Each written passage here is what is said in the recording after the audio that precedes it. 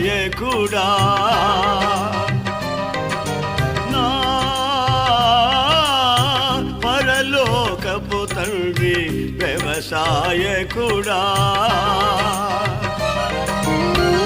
నీ తోటలోని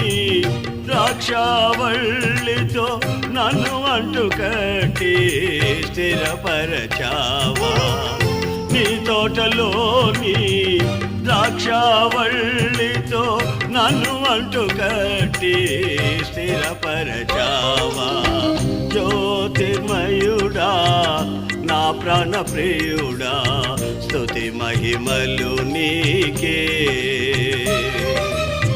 జ్యోతిర్మయుడా నా ప్రాణ ప్రియుడా స్తుతి మహిమలు నీకే